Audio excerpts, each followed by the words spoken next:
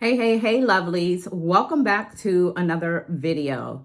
So today's video is going to be a little different. It's not going to be home decor based. It's going to be some things that I've learned, what you should do when retiring related to IRS, Social Security, your pension, and if you have a 401k or some sort of savings plan. For me, being from the government, it's called a thrift savings plan. So, some things that I've learned, which this just came up when I went to file my income tax, is some things that you should probably do to help avoid having to owe the government.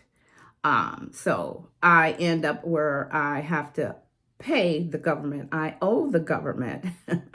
Haven't had a return. This will be a year number 2. The first year was really, really small. So what I found out, first, I'm going to focus on Social Security. So when I applied for Social Security, I had no idea that Social Security was taxed. I figured Social Security is free. I don't have to pay any tax on that money. But actually, I do. You have to pay taxes on Social Security. But what they don't tell you is if you do not tell them to take out taxes for your Social Security, it's going to put you in a realm where you're going to end up owing at the end of the year. That was lesson number 1. Lesson number 2, for my pension, I also found out I have to tell them to take out a certain percentage wise also, so they can tax that money, so I won't owe at the end of the year, that I would get money back. So that's Social Security and your pension so far. So if you have some sort of 401k or a thrift savings plan and you are getting annuities sent to you, you have to also make sure that money is taxed, and it's based on what your tax bracket is, and you can find that on a website. It's mostly the federal that you have to be really, really concerned with when getting taxed.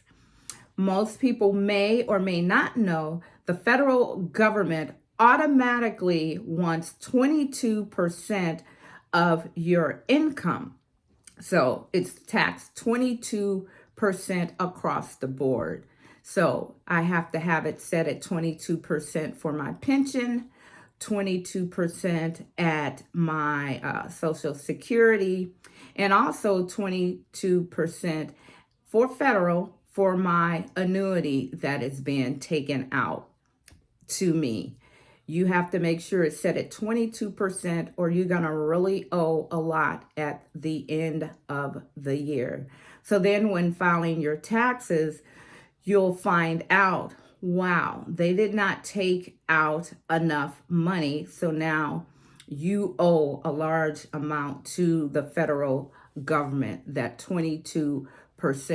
If you think that you're going to fall in that bracket of owing and you don't want them to take the 22% out in the beginning, you can just make monthly allotments to the federal government, and that will apply toward the end of the year.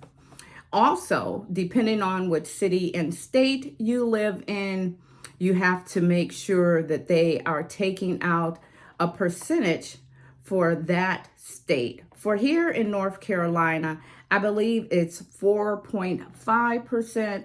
So I have to make sure that that's set at 4.5%. We do not have to pay city taxes, but we do pay state taxes. So with that being said, if you do not have that amount being taken out for state or for federal, you're going to end up owing a whopping amount. Now, another thing that I've learned that if you have a thrift savings or a 401k and you draw out a large amount, which makes no sense to me. If you pull out a large amount of funds, let's say that you want $50,000 of your annuity sent to you. Now, they tax that $50,000. Also, when you go and file your tax return, you end up owing more if you have not already set that certain percentage, which is the 22% to the federal and whatever state you live in, that proportion as well. Me, I was quite surprised when I found out that I was going to be owing a large amount because I did not have those tax brackets set up to automatically take from my income. I think it's really a shame that even after we worked all our lives just to get our pension, we still have to pay taxes on it, which I can understand because it's income coming in. But when they tally up all that money, you find out that, wow, I did not know that I needed to set that up like that. So they would be taking it out automatically. I learned that, and I will be calling to set that all up. Also, if you purchase a new home, you must live in that home at least 2 years. Because if you decide to sell it and you do not live there for 2 years, it's going to be considered capital gain.